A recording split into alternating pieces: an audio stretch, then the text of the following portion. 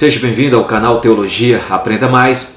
Estamos aqui para gravar uma nova série de vídeos. Hoje eu vou falar sobre filosofia, mas na verdade aqui vai ser somente uma introdução.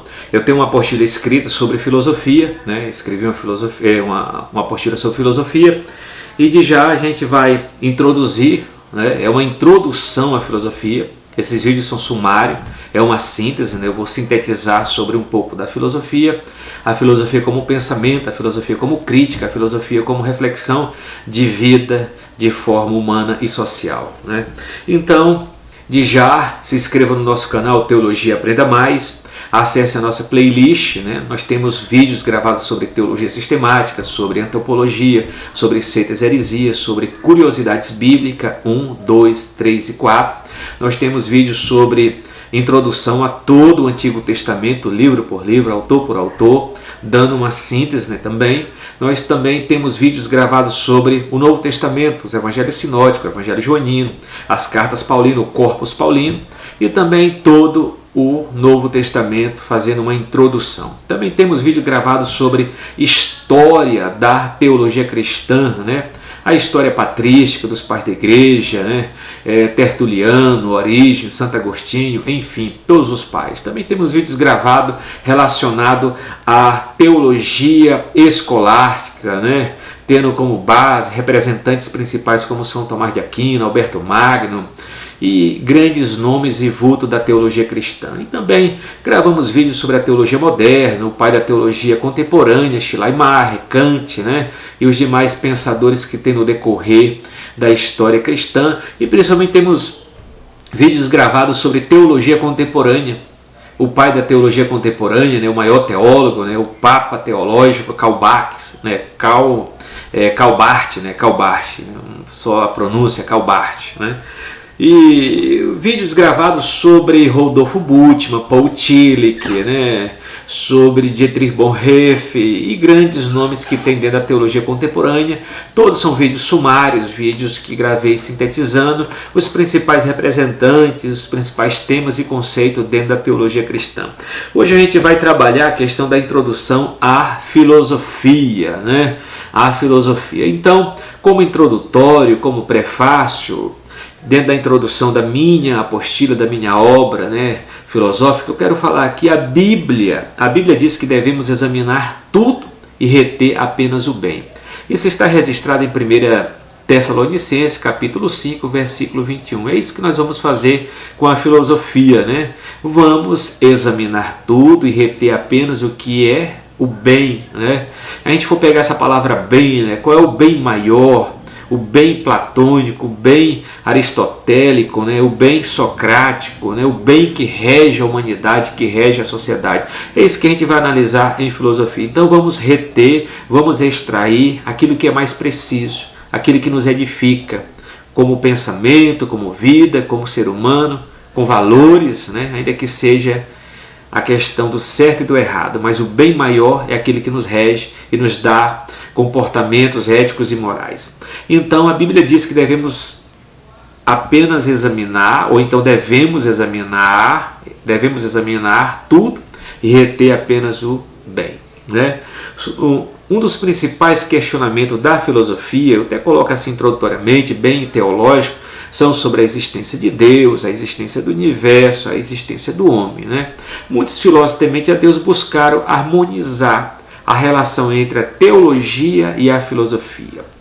Nos vídeos ao qual eu gravei, que está na minha playlist, eu falei que na época das universidades, precisamente no século XII e XIII, tem os principais cursos da Universidade Quadrilátero, Quais são as graduações que tinha nessas universidades? Tinha teologia, a graduação de teologia, a graduação de filosofia, que é arte, a graduação de medicina e a graduação de direito. Mas a teologia nas universidades medievais era chamada a rainha da ciência. E a serva da teologia como rainha era a filosofia. Então nós dizemos assim, a filosofia é a mãe da ciência. É a mãe das ciências, e a teologia é a avó. Então vamos colocar, a ciência é a filha, as ciências, né, de forma ciências naturais, ciências biológicas, ciências exatas, ciências químicas, né, são filha da filosofia, né? A filosofia é a mãe. Então, a ciência é a filha, a filosofia é a mãe, mas a avó, a mais antiga, é a teologia, porque parte de Deus e vem desde a criação do homem até a humanidade. Então nós temos a avó, que é a teologia, a filosofia como mãe e a ciência como filha, né? Então nessa harmonia. E nessa universidade quadrilátero medieval, né, você entrava com os créditos em filosofia, ou partia para direito, ou partia para medicina, ou para teologia. Mas em si se tornava um grande erudito, voltado dentro do conhecimento e do saber da época, né, dentro da sua erudição. Uma das coisas principais, até porque nós pegamos e analisamos, né, o conceito principal aqui na própria introdutório, né, eu quero até pegar uma parte final aqui que eu não coloquei, que está tendo na minha apostila, né, quando eu coloco o seguinte, até a questão de uma reflexão muito boa de Demival Saviani, quando ele fala, a filosofia eleva a prática educativa do nível do senso comum ao nível da consciência filosófica, ou seja, é um despertar de uma consciência crítica, né? É um despertar de uma consciência crítica. Então, a filosofia em si é a saída dessa menoridade, é a saída desse senso comum, é a saída desse pensamento voltado de uma infantilidade, né? Mas voltado agora para uma razão, para uma vida adulta, uma vida de reflexão, uma vida de um despertar relacionado ao contexto ao qual vivemos, ao qual estamos inseridos como sociedade, como pessoa ou como cidadãos. É isso que a filosofia nos desperta, né? É uma frase que eu posso até colocar do filósofo francês Merleau-Ponty, quando ele diz, né? A verdadeira filosofia é reaprender a ver o mundo, tá? A verdadeira filosofia é reaprender a ver o mundo. Mas ver o mundo de que maneira? Ver o mundo de forma crítica, ver o mundo de forma reflexiva, ver o mundo de forma racional, dentro dos juízos, né, analítico, categórico e etc.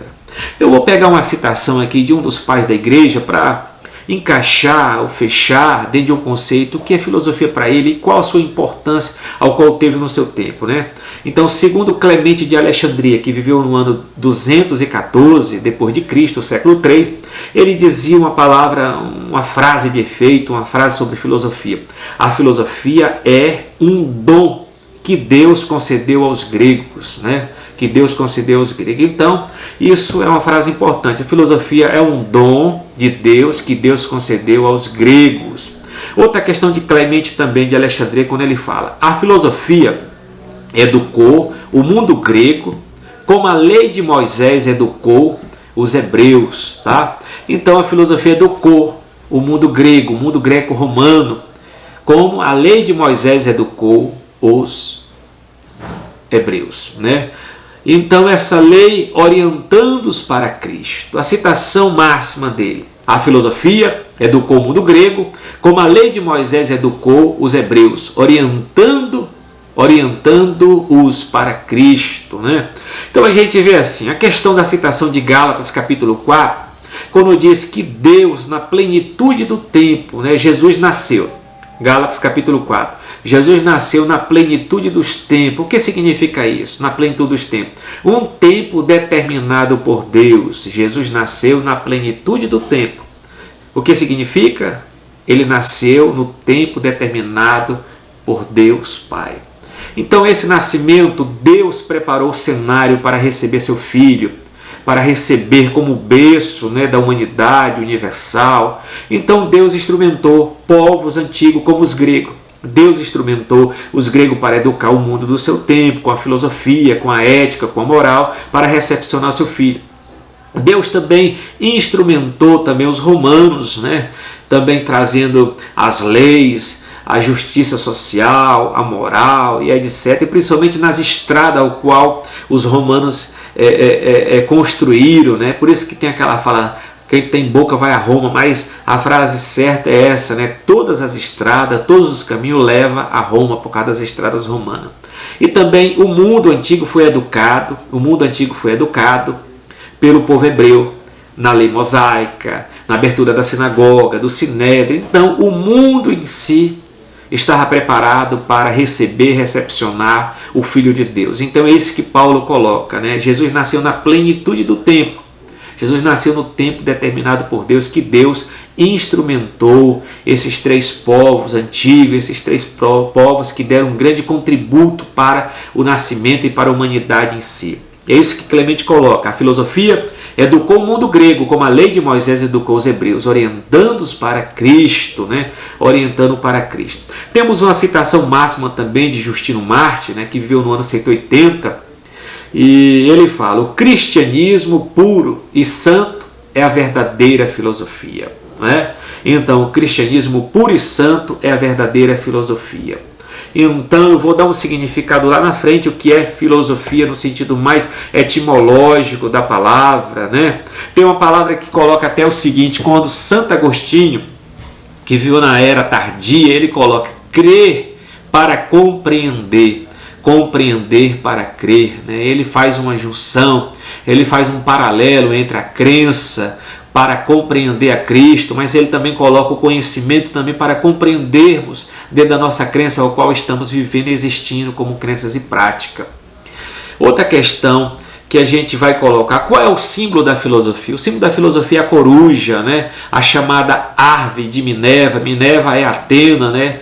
É a coruja de Atenas. Então a coruja em si é o símbolo da filosofia. A coruja é o símbolo da filosofia. Outra questão também tão importante que a gente tem que pegar, eu pego uma citação também de Antônio Gramsci, que viveu no início do século XX, né, que passou 12 anos preso, Antônio Gramsci, né? Antônio Gramsci foi preso na época de Mussolini. Gramsci tem uma frase muito também de efeito quando ele diz: deve-se destruir o preconceito muito difundido de que a filosofia seja algo muito difícil. Entra até uma frase também, uma citação de Immanuel Kant, quando fala: não se ensina filosofia, se ensina a filosofar, né? Então devemos quebrar esse tabu, esse preconceito que filosofia seja algo difícil, né? Difícil para se pensar. Outra questão agora que vamos pegar: o que é filosofia? O que é filosofia, né? O que é filosofia? Vamos dar uma definição etimológica do que é filosofia. Na definição etimológica, o que é etimologia? A etimologia estuda a origem das palavras, a etimologia estuda os radicais das palavras, a etimologia busca compreender qual o significado básico e preciso que a palavra tem. Então vamos dar uma definição etimológica de o que é filosofia. A pergunta é: o que é filosofia? Agora vamos definir o que é filosofia, vamos definir etimologicamente. Então, o vocábulo filosofia vem de duas palavras gregas, que significa, né, as duas palavras gregas, philo, né, e sofia. Então, etimologicamente, a palavra filosofia significa, né? Ou então vamos colocar: a palavra filo deriva, né? A palavra filo deriva-se de filia, que significa amizade, que significa amor, que significa amor fraterno. E sofia quer dizer sabedoria, e dela vem a palavra sophos, que significa sábio, né? Essas duas palavras na etimologia. Agora a pergunta: o que é filosofia dentro da etimologia? Vamos agora colocar o seu principal significado. O que é filosofia? Na definição etimológica, significa amizade pela sabedoria. Filosofia significa amizade pela sabedoria. Filosofia também significa amor e respeito pelo saber, né? Então, indica um estado de espírito, de interior, de razão, de pensamento. Então, pessoa que ama, deseja o conhecimento, né? Então, outra questão, vamos dar agora uma definição conceitual de filosofia. A filosofia em si é uma disciplina de cunho acadêmico que tem como base metodológica a investigação, análise lógica sobre o discurso e reflexão dos conceitos sobre a existência de Deus, a origem do universo, do homem e de todos os aspectos em gerais. Também significa, sendo que sua pretensão é buscar compreender e questionar de modo racional todos os conceitos universais sobre a realidade dada pelas as ciências e tradições dogmáticas no decorrer do século da humanidade, né? No decorrer do século da humanidade. Então, de forma conceitual e bem precisa, vamos colocar dessa maneira. né? Filosofia é o amor à sabedoria, no sentido etimológico, amor e respeito à sabedoria, né? Então esse é o significado etimológico. Mas agora, numa forma conceitual, o que é filosofia? É a teoria do conhecimento humano. Novamente, o que é filosofia, de forma conceitual? É a teoria do conhecimento humano. É a teoria do conhecimento humano. Uma das coisas também, pegando aquela estátua de Rodin, né, o pensador, a gente poderia até colocar: por que estamos aqui? Isso é uma pergunta filosófica. Por que estamos aqui, né? Por que estamos aqui? Por que estamos estudando filosofia? Por que devemos pensar a forma que o mundo é e por que é? Por que existimos? Por que morremos? Por que nascemos? É o que nós vamos analisar dentro desse conceito básico da filosofia, que ela busca questionar a própria existência humana, esse próprio vazio existencial do tamanho de Deus, é a palavra de Santo Agostinho. Esse pensamento que o homem só descansa quando descansa em Deus, de forma reflexiva e piedosa, né? Então devemos pensar e analisar de uma forma máxima o que é filosofia, né? A criação do vocábulo filosofia, termo cuja paternidade a tradição atribuiu a Pitágoras no século VI, né? Então o pai da filosofia é Pitágoras, né?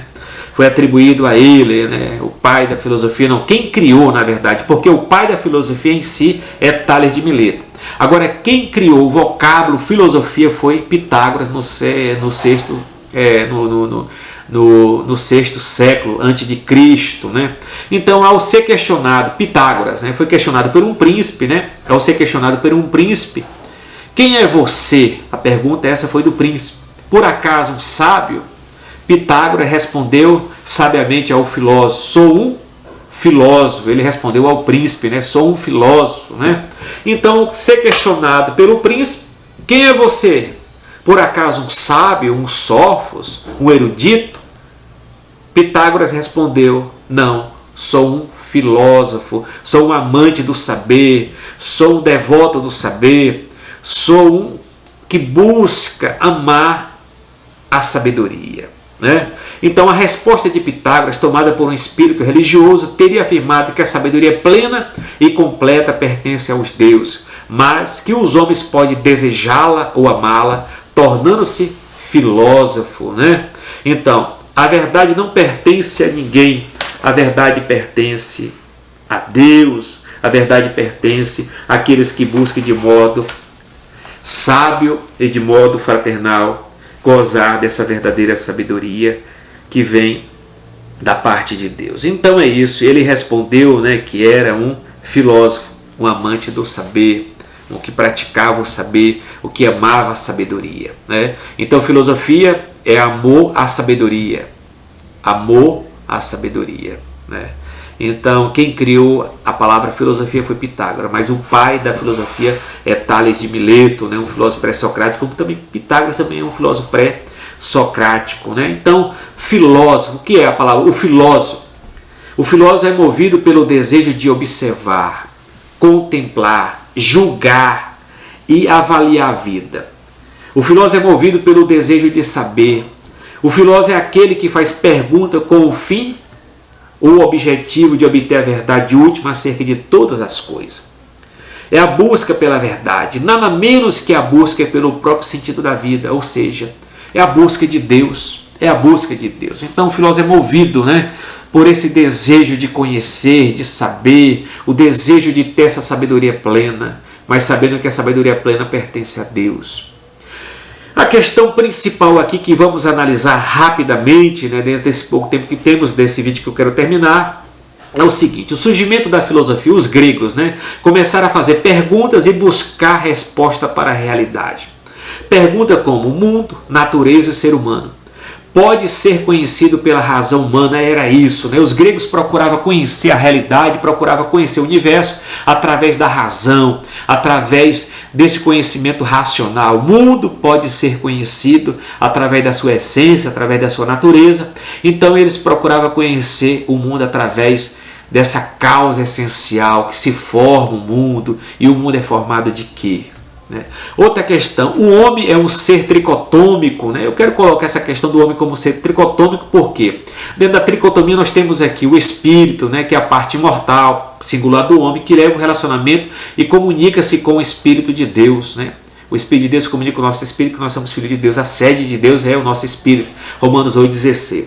A faculdade do espírito são duas, fé e consciência. A consciência, essa fé que está no espírito, é uma fé racional, é uma fé que nós nascemos com ela, de acreditar nas coisas que existem no universo ao qual estamos inseridos. Temos uma consciência que é essa lei moral, que aprova e desaprova os nossos atos e nossas ações. Também temos a questão da nossa psique, a nossa alma, no hebraico significa nefesh, no grego significa psique. Então, na nossa psique, na nossa alma, está a sede da personalidade humana, que se relaciona consigo mesmo e dá vida ao corpo, né? O nosso corpo sem a alma e sem o espírito é inerte. Ele só funciona, né, com esse motor primeiro, que é o nosso princípio de vida, que é a nossa alma. As faculdades da alma são 3 faculdades ou qualidades que a alma tem, né, que se manifesta. Temos o que? O intelecto, a inteligência. Nós temos o sentimento, que são as reações aos fatores externos dentro da nossa alma. Nós temos a vontade, o livre-arbítrio. Então, dentro do intelecto, o intelecto é a parte da alma humana que pensa, raciocina, decide, julga e conhece. Eu estou colocando isso por causa da filosofia aqui. Ela pensa, raciocina, decide, julga e conhece o homem. Então, diretamente ligado ao intelecto estão a imaginação. A imaginação é a parte que nós criamos, inventamos. A memória é onde que nós armazenamos todos os conteúdos absorvidos externos à nossa experiência, e a razão de forma de julgar e analisar, que está dentro do nosso intelecto, que faz parte da nossa psique. Outra questão, a imaginação, é a função de idealizar e projetar alguma coisa, né? A memória é a função de armazenar na mente os fatos passado, presente e futuro, é o que nós absorvemos, o que é externo a nós. E a razão capacita a pessoa a pensar, a julgar e compreender a relação entre as coisas e distinguir o verdadeiro do falso, né? Então, no nosso corpo, a parte material visível do homem está. É importante relatar que o corpo relaciona com o mundo material e concreto, né? A faculdade do corpo são 5 principais, os quais se manifestam através do corpo: a visão, a audição, o olfato, o paladar e o tato, né? Ainda que seja distinta uma das outras, elas não atuam independente do comando da alma, né? Então, quero terminar esse vídeo agradecendo a sua participação. Entre no nosso vídeo sobre filosofia, nos demais vídeos que estão na nossa playlist, curte o nosso vídeo, deixe o seu like, compartilhe o nosso vídeo que está aí no canal Teologia